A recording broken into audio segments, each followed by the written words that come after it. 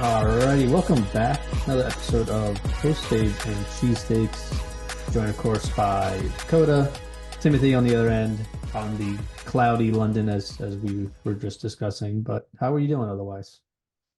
Not too bad. Not too bad. I'm riding the roller coaster of the NBA playoffs.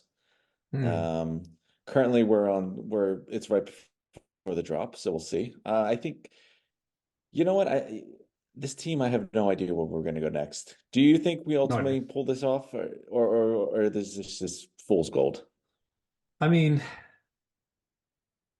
I think they win. So we're recording this episode on Thursday, right before the game. I think they win in Philly. I feel like they have so much momentum going. I know all the series have ended up finishing pretty close. Um, But I think the Sixers kind of blow them out, and then I think Game 7 is a toss-up. I think the Sixers Really, you're win going with the Game blowout, 6 by really? like not a I think like 15. I think they win by like 15. Okay. Um, I mean, that'd be and their then biggest win of the series so far for them. I think whoever wins Game 7 is by like a lot, like the last field goal is the winner of that one. So If we blow them out today and go into game seven, I don't think there's any way they lose. There's way too much momentum at that point. But I mean, this team, I don't I completely wrote them off last game. Like I went into that game knowing that they were going to lose. Like I mean they I was like, you know what? It was game two. You had it, you lost, and you should have never lost. And but then Embiid comes out. He's like, we're going to win the series. Like we are the better team. And I really believed him. I was like, going back to Philly, they are a better team. This is a wake up call. The way they lost. Game three happens. They look good. They win pretty comfortably. And then game four comes, and it's just like game one all over again. They get crushed on the offensive boards. They don't look very good. They look defeated. Embiid just doesn't look like his dominant self. Game five just got happens, and one I just knee. kind of expect, yeah, I just kind of expect them to roll over and die, which it pretty much they did for 47 minutes of the game.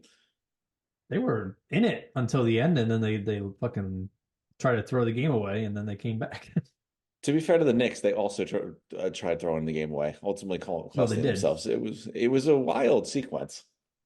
Also, I get that the NBA wants to be like transparent with everyone, and they're doing this whole like, oh well, we'll review final plays if they're questionable and this and that, and like they said about game two that Maxi should have fouled, should have been a call against Maxi or on Maxi, however you want to phrase that, Yeah. twice because he got fucking manhandled and they missed it. But like now they're coming out like, oh, Maxi traveled on that 4 point play. I was like, okay, there's a difference between saying you missed a foul that changed the game than a travel. How many travels are not called throughout the fucking game Yeah. that You know what? The way Embiid travels all the time, Brunson travels all the time. Don't come out and say, oh, and Maxi traveled. Like, come on, shut the fuck up. the way I look at it, I don't care. I mean, basically, it was like we blew it this game, but then we even it out with this game. Like at the end of the day, whichever way you want, that the Maxi fail cost us the game. But also The like mystery same travel Maxi cost the Knicks the game. same same Maxi traveled when like I counted at least three times in the second half when he drove to Everyone the net and travels. got thrown out of bounds and there was no call. I was like, what do we? Because he goes in recklessly that they're not going to call foul because he's clearly getting fouled. Like, come on now. I, But Going off I of don't know. the review part though, like, is it just me or I think I just like, am I just like the old man in the room? Like, I've really thought about it since the playoffs started. I hate the coach's challenge. Like, I despise it. I hate it so much. I They're know in used sports, pretty often. everyone's, oh, it's terrible. Like, it's the first 2 minutes of the game, and they're like, there's a Yeah. ball deflected out of bounds, and we're challenging. Oh, it's torture. It just makes the game so slow. Are there And consequences like, for losing a challenge? see, this is what I was so confused. What was it? It was the play. They called the foul on Robinson when I think Mm, it was Embiid was going up. They called the foul on Robinson, who didn't make any contact. But right. while they were reviewing that, they overturned it and said, yeah, no foul on Robinson. But during the review, they saw that Josh Hart smacked, I think it was Embiid, in the forearm last game. And during the review to overturn the Robinson penalty, they found a Josh Hart penalty instead. But somehow the Knicks won the challenge. So all we did was wasted like 5 minutes. The Knicks won the challenge, kept their timeout, but somehow they still ended up with a foul. All they did was take the foul from Mitchell Robinson and put it on Josh Hart. Everyone knew it. Yeah. There was no need to stop the game. It was a whole big delay. We had a commercial break. We had the stupid camera angle where we stare at the ref with his stupid headphones on, and then ultimately nothing happened.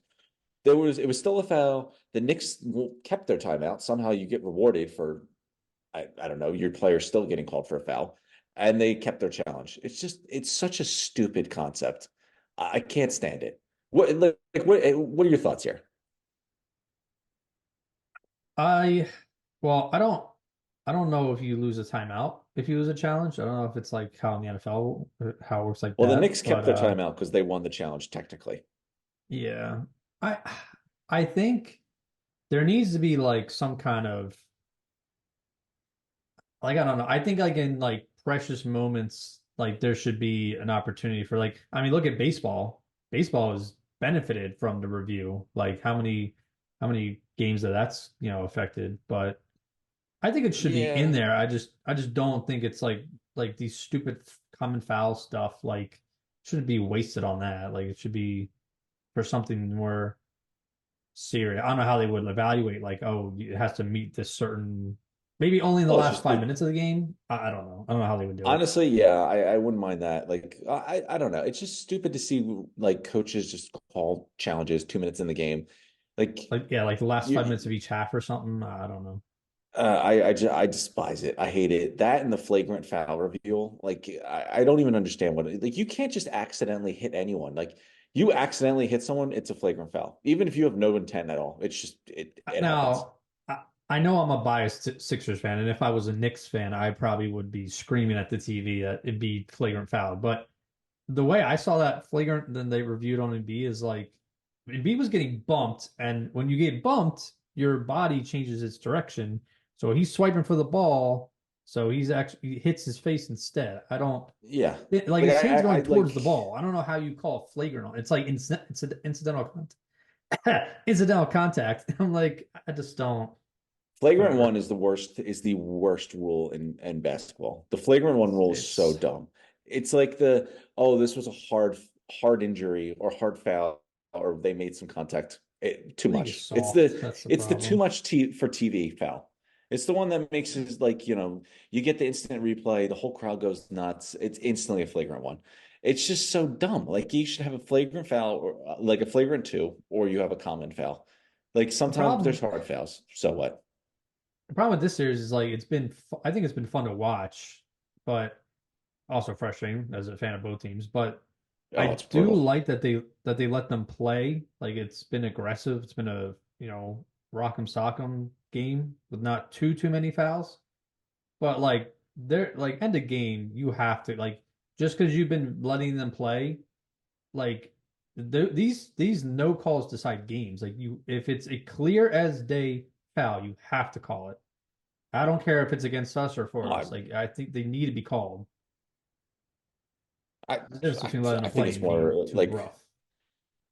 I mean, letting them play is, I think, better in that situation. I can't stand the flagrant fouls with a minute and a half left in the game on a very questionable, like if he's Yeah, but when punching him in the players are getting face, thrown sure, to the but like ground this, or man, like come on. clearly swatted at, I just don't know. Yeah, I don't know. I just the reviewal system has pissed me off, and maybe it's just this series because this series has been so up and down, and it's been so close, and my emotional well-being has been completely off the rails. But I mean, it's just too much. Yeah, but we shall see. By the time you listeners are listening or watching this episode, we will have already known the fate of the Philadelphia 76ers because this is going up on a Friday and the game will be on in I'm not about gonna lie, what, an hour or so. it's a Time do they tough play? it's a tough feeling. Oh, they play Like at 9 o'clock? What the hell? I know, yeah, it's brutal. It's 2 a.m. here. It's too much. See, you know Damn. what? I'm I thought they putting in were the at effort for the 7. team. Not today, not today. This is in the morning kind of thing. And man, it is Record it really and don't look at tough. your Like you don't look at your phone. no, you really, I gotta be like really in the right mindset to start my day with an elimination playoff game. It's tough. It's not the first time I've done it. It like I watched game two in the morning and I know this Knicks fan. We've been like jawing at each other and watching the game a couple times when it's not too late. And like normally my American phone, don't even look at it. Don't touch it, don't see it, don't sniff Mm. it, don't nothing with it. Don't set any alarms on there. Like you're not going near it. because that will always be tainted. The British phone tends to be safe. It's no one's really talking about it. There's no news updates until I was starting yapping with my friend who's a Knicks fan, and all I did was take a quick glance right before I watched game two, and it was a friendly in the morning and everything. He's just like just checking in or whatever, and I just immediately put it down. But I just in the back of my head, I was like, oh damn, if they if the Knicks lost, there's no way he would have messaged me. But then I Yeah. watched game two. It's like, 9:30 in the morning. I'm still drinking my coffee, still haven't started my day. And then there's the whole sequence. We're going to win the game. We'll just have to inbound the ball. Like, oh my God, I can't believe we're going to win this game. I can't wait to fire one off right at them. And then it comes crumbling down. And then you're like, wow, what do I do with my day now? It's completely ruined. I can't function. I'm so furious. And I haven't even showered yet. Have you ever woken up and just been instantly pissed off for the rest of the day before you showered? It's a tough feeling. Nah, if I couldn't watch a game and I had to record it and it was an elimination playoff game, I don't even know if I could like ignore the news. I think I would have to know if like, am I going to be No, no, wasting my no. time here? No, no, no, no. You have to commit to it. You just can't do it. That's tough. There's because there's nothing worse. I say I have this battle with myself and I've found my system and this system works for me. But there's nothing more defeating than opening your phone and finds in the news article that your team's eliminated. Like that's Oh it. yeah, It's but gone. It just then you disappears. lose 3 hours of your day. But You know what? That I don't care. It's so be it. Let me be there for uh, the emotional roller coaster. Because you know what? Part okay. of me, I want to have the anger and the venom associated with it. I want to see how this all happened. But there's also the joy side of sometimes they win. Not every time, but sometimes they win. If Well, I think this is, I was gonna say, if the Eagles, if you couldn't watch the Super Bowl and the Eagles were in it and you were told that they lost, would you still watch it for the first time? See, no. I've tried that many a times. You can't. There's just you can't do it.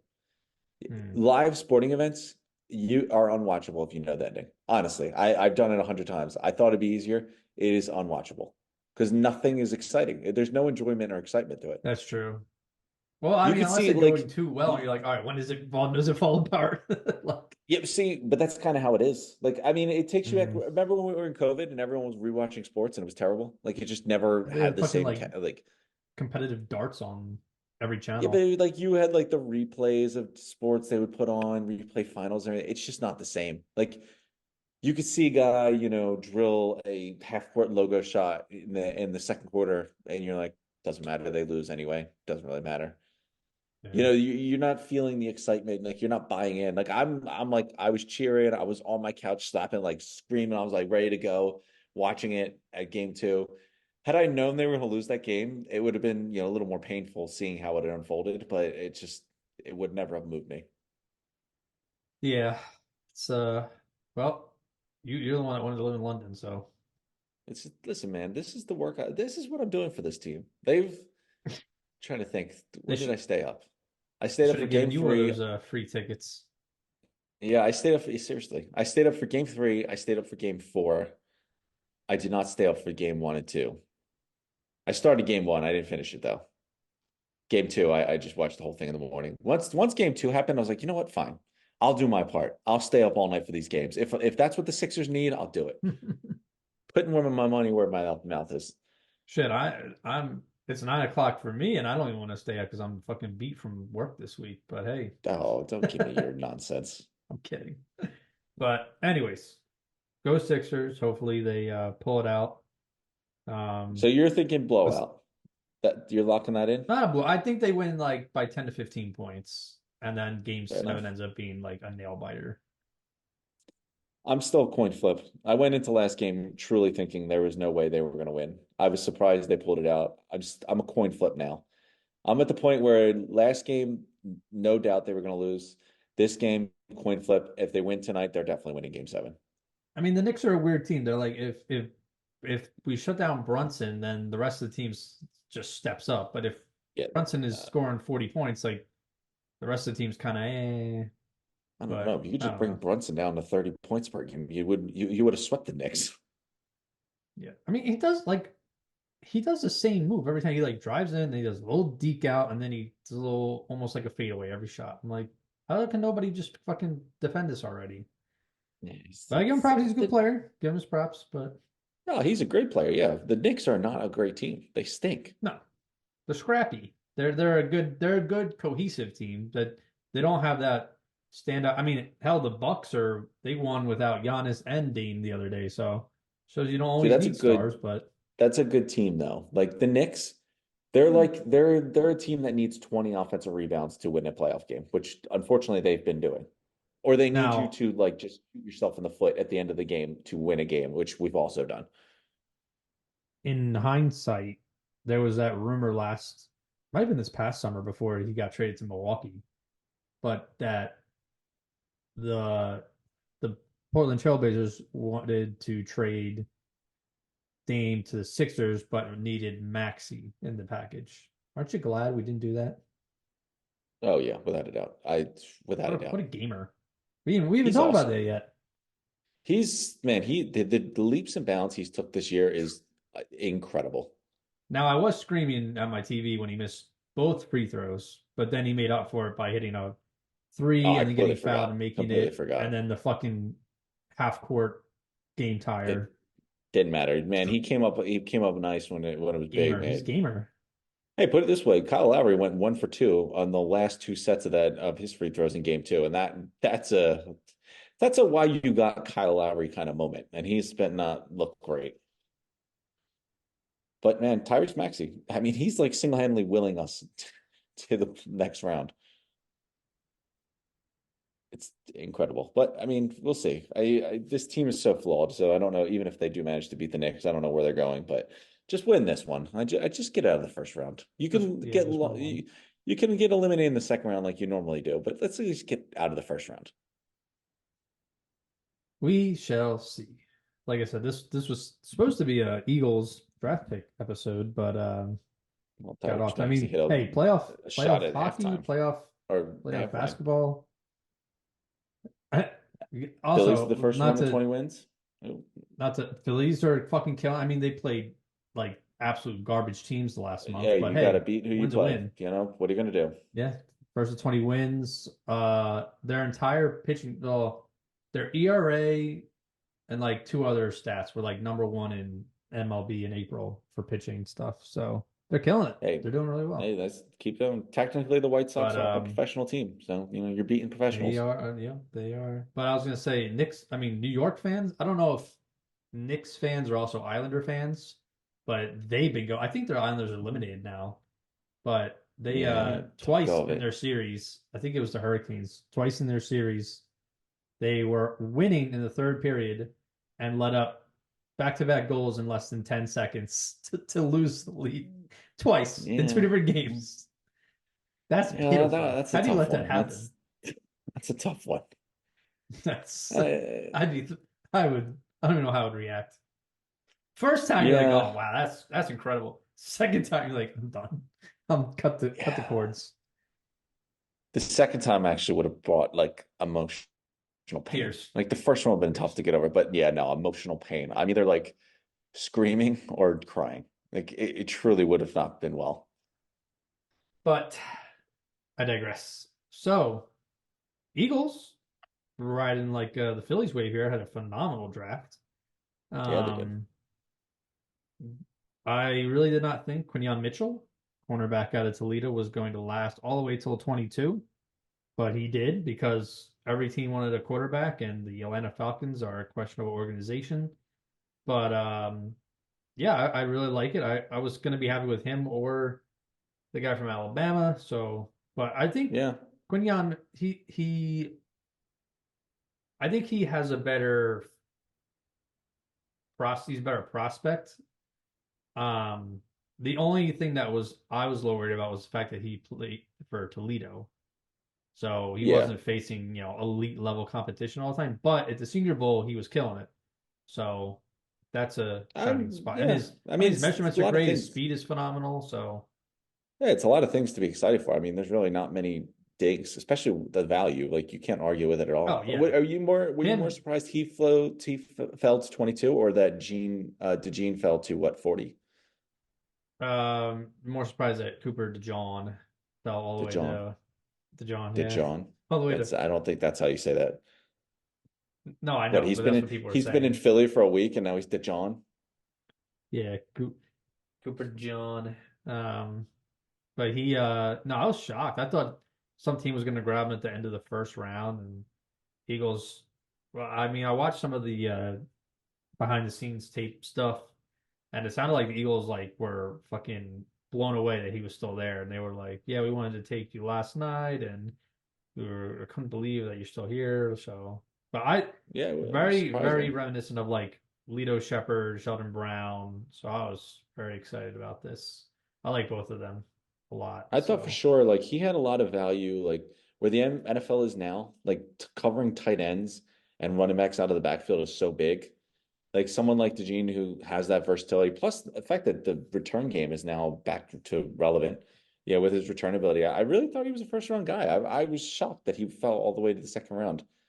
I mean, give Howie credit because, I mean, who knows? Some of these guys aren't going to be very good, but he's hitting on value. Like that was the biggest problem I think in his early years. When you reach in for guys like Rager or Thega Whiteside or Davian mhm. Taylor, like these guys who like these are reaches. Like they're not good value there. Like sure, if they're good players, then who cares where you're drafting them? But these were reaches on the board. Like I can't get mad at Howie if N'Kobe Dean stinks, or if Nolan Smith stinks, or if Quinton Mitchell stinks. Like the draft is a crapshoot. No one actually knows anything. But Yeah. the guy is taking the best player available, and I can never get mad at him. I don't think anyone could because if we were in his shoes, we would have done the same thing. From what we know, these were the good picks. They were good values. They were good spots. I mean, Caleb Williams could suck, but no one's going to get on the Bears. Like you had to take him. Why would you not take him? It's just when he reaches on these guys that no one is really like, oh, you had to take a great value. He's just Yeah. taking value, guys. You got to give him credit there. I mean, even if they don't work out, he's still doing it. You wanted him to do it. Trotter in the fifth round, I thought was great value. I don't know much about this Oh yeah. Houston Christian guy, Smith, but seems pretty good. Fangio seems to like him, Yeah. so that's a good sign. But I mean, I value, guys. I'll give him how he knows what he's doing there. I mean, and it was crazy because I mean as you saw on I was creating like really quick highlight videos and throwing them up on the podcast social medias. And I had like plenty of time. It was like chilling on the Eagles weren't picking and they traded four times in a row in the second and third round before they picked after Cooper DeJean, which I think they traded up to get him. But Yeah, um yeah, they traded four times in a row. Then they took a 94 overall in the third round. Jalix Hunt, the Houston Christian edge guy, yeah. who yes, Davion Taylor was my first thought there of a guy who's like played safety, then he got big and went and played edge, D end, linebacker, whatever you want to call it. But Houston Christian, I don't know where the fuck, probably Houston, but It's a good start. but obviously like what's the competition like there? Was he, his numbers weren't like crazy off the board, but his physique apparently is like you said, fitting for this defense and what Vic Fangio wants to do. So I'm open to seeing what they figure out with him. Then they Hey, traded two but more times. that's another compliment to Howie though, because sometimes you don't like you feel like you have general manager scouts sometimes that just don't listen to coaches. Like at the end of the day, Yeah. the coaches are very, very vital to the player's success. So go get the guys they want. It just makes sense. Yeah. And then like I said, traded two more times. Then they took their future Darren Sproles, Boston Scott type of running back with Will Shipley. Like Um that pick. yeah, it's grown. I was like kind of like in the moment, and then didn't because I didn't know much about him, and then from what I heard, he was a captain, I think, and he was a star for Yeah, it like comes three from a good years. yeah, it comes from a good program. It's Yeah, good he's a good scrappy accomplishments. He's done a player. lot. Yeah. Yeah. It's Um, I'm perfectly fine with it. I mean, Scott's, they let Scott go, but I think it fills that role. I mean, I'm confident that he can step in and be Boston Scott. yeah. Then they traded another pick. And then in the fifth round, they took Nye Smith, who's a burner. So that's pretty exciting. He could slide into the slot if I think we signed Paris Campbell in the offseason if he doesn't work Sounds about out. right. Yeah. But but he's pretty exciting. And then also Smith and Cooper DeJean, phenomenal special teams returners. Oh And now yeah, that the kickoff is going to be different this year, that could be huge. So it's a valuable position now. yeah. And then Jeremiah Trotter Jr. went. Love it. I'm surprised he dropped all the way to the fifth round. I mean, there was a time in the early draft process where people were saying the second round for him. Yeah, I Um, don't. It reminded me of Ringo last year. Ringo was had his name up in the first, second round for yeah. most of the season. Now, Then he fell fifth round. yeah, I think part of this was I think it's great value. Um, I don't think they I think that they also sprinkle a little bit of, you know, Jeremiah Trotter played for here. Jeff Lurie obviously had a history with Trotter's family and stuff in a positive way. So Oh, for I all the good think PR, all the good PR yeah, alone I you think it get was a from little this is worth a forced, fifth round pick. but I think for the, yeah, I think for where he was taken, it was a fair. Now he does No remind, it's a forced, little man. bit of a, I would have taken him a whole round earlier. I thought he was a pretty good player. I do too. I just, the height worries me and uh, we haven't seen as many linebackers at that. Like, look at Nakobe Dean. I mean, he hasn't been healthy enough to stay on the field, but players that are that size are rare to be super successful at that position. But we'll see. I At mean, the end of the who day, man, knows? it's a fifth round pick. I Yeah, think I'm perfectly comfortable with it. I think they were pretty much all value picks. All look good. I mean, I actually liked all the trade backs because you know what? There is no GM in the league like more dangerous than Howie in the middle of the season. Howie's going to yeah. turn one of those fourth or fifth round picks that we got next year into a Kevin Byard or a Robert Quinn. And now, granted, both of them Well, stunk and didn't do anything. But when the trade happened, we were really excited for it. So I wouldn't be surprised if those fours and fives and all those picks he picked up for next year's draft turn into actual players during the season. yeah, I was gonna say. I mean, they also didn't have a ton of picks for next year, so they were stocking up on getting some back because they might lose one because of tampering with Saquon Barkley. But yeah, I was about it. Hey, if you can get value, I always think if you can trade like a fourth from this year and get a third for next year, that's a good deal. So Of course. I think they were doing some good stuff. But yeah, they traded three more times after Trotter, and then took Trevor Keegan, guard out of Michigan. He's a big boy. I liked it. I think our offensive line. Obviously, if we can put anybody in there and teach them as best to their potential as we can with Stout. It's true. I Um, mean, you got three superstars already pretty much on the line. I'll say this. This was my one little quip. And now I thought this earlier in the draft before we took Keegan, because I do like Keegan. I like that he's coming from a I national like him. champion. I like he's coming from Yeah, a dominant line. It's like it sounded like we said with the Eagles, like our line is just really good as a unit. Like that Michigan's offensive line was a really good unit. Kind of like I like the Cooper DeJean pick, but Jackson Powers being there at that pick kind of made me think, that would be really good value, fit really nicely. You kind of slide him in at right guard, and hmm you got your next wave of offensive linemen. But I mean, I do like the DeJean pick, so I can't hate it too much. But I did think like he was there, Jackson Power was there. He was probably the best interior offensive lineman in the draft. You could have got him in the second round, fill a huge need, especially after you took Mitchell in the first round. But I mean, that was my only like, I don't know, maybe have that one back. But I do like the Gene. I just think maybe JPP would have been better value and fit a little bit better since you just took Mitchell. But we'll see. yeah, But otherwise, I thought it was okay. I mean, I like that they eventually did sort out the position, but when they kept trading down, it kind of seemed more and more like, oh, I would have really loved to have gotten that interior offensive lineman a lot earlier. But yeah. keep doing you, Howie. I think I think Johnny Wilson was a nice sneaky pick in the sixth round. He's like 6'7" wide receiver out of Florida State. Um, See, good very place to draft 6'7" wide receivers, not Ortega Whiteside in the second round. Take him in the sixth round. yeah. I think Whiteside was not 6'7". It was close enough. He was like I think he was like 6'5", I 6'4". think he was bigger than But that.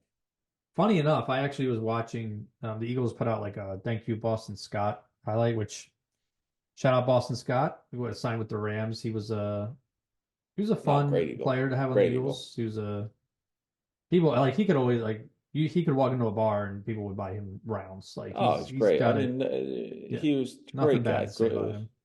He destroyed the Giants. That's gonna be tough. Oh Where yeah, we should, you know what? That should be one of the fifth round picks, trades how he makes. Maybe we play the Giants twice in the back end of the trade deadline. bring Just Boston give up the Scott fifth, back, bring one of us, Scott. then send him back. Why not? Uh, I mean, um. that'd be a worthwhile fifth round pick. Anyways, I was watching the some of his touchdown highlights, and I think one was against the Giants that I was watching.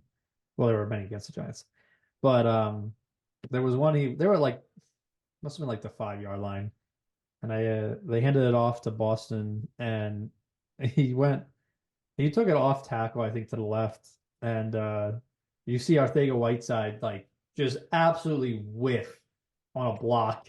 And I was like, thank God he's out of here.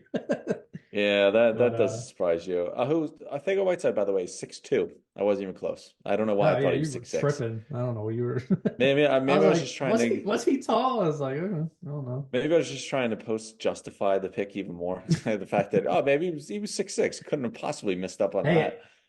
hey, ever since the that and then the Jalen Reagor trade, I mean, Howie's been A the last 3 years. So, That's what I mean, man. you He's know, learned. You got to give him credit. He he's just drafts fucking value. killing That's it. it. He just drafts value. He's learned. Draft from really good schools and draft just for value. I mean, look at the schools we took from. Like, you got a offensive lineman from the national champion. Clemson, I know they had a couple down years, but they're still a top-notch program. You got Trotter and what's his face? Shipley from there. You draft Yeah. Alabama and Georgia every other year. I mean, give Howie credit. You cannot say he reached on one pick in the last like 3 years. Even if these, Jordan Davis, Nakobe Dean, whoever you want to say, they could stink, but it doesn't matter. I can't get mad at Howie because those are the guys I wanted. Draft them at good value. It is what it is. I think Hunt in the third round wasn't as much a reach as he is a gamble. I think It's I the think third that's round. where That's he was okay to kind of start taking slotted. gambles. Yeah, I think that's where he was kind of slotted, but we'll see. I mean, he like I said, he can play safety and linebacker at his size and speed. He's just got to learn some moves and get probably a little bigger, but we'll see. Yeah, But yeah, the most edge rushers do. last pick was Dylan McMahon, guard center out of NC State in the 6th round, and seems like a solid backup piece. And then they traded their last 2 picks in the 6th round. So at one point, the Eagles had holy shit, hold on. One, two, three, four, five. They had 6 5th round picks and 4 6th round picks, and they traded half of them. That's pretty wild. Hey man, But stock up for the Robert Quinn and the Kevin Byard trades in the middle of the season. so So out now of 10, what is the rating out of 10 for this draft? You know what? I mean, he had a very good value. It's tough. I mean, this draft's a little tougher to grade because of all the trades. Like, True.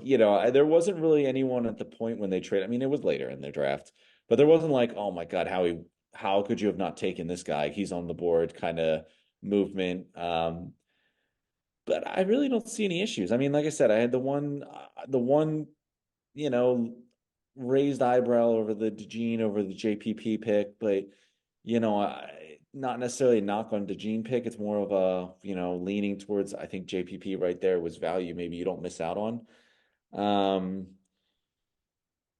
Overall, I give him like a B plus, A minus, Hmm. maybe an A minus because Mitchell, everyone said the Eagles were going to trade up to get a quarterback, and they didn't have to do it. Yeah. They got the top quarterback on the draft. I mean, you managed to get him and DeJean, two guys that pretty much Hmm. were mocked for you trading up to. It was pretty much you had to either trade up to Mitchell or you stay at 22 and draft DeJean. That was pretty much every first round mock I saw. Yeah. And I mean, I know your grades in school weren't always the best, but I said out of 10, you gave me an A, B, or Oh, C. oh, So But Fair enough. I'll play Well, your. so I'll what's it? Yeah, I'll stick with the ABAs. I'm all rolling right. with that. I'll give Where you. what do you give it? I'm I think a little higher than you. I'll give an A minus.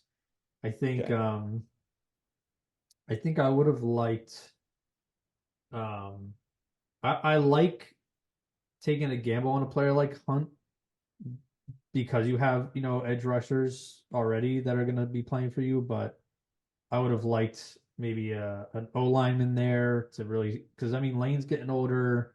You got to worry about injuries on the other side. But I think And we don't want to overall, I reach. think yeah, yeah, and I think they played it how the board kind of fell.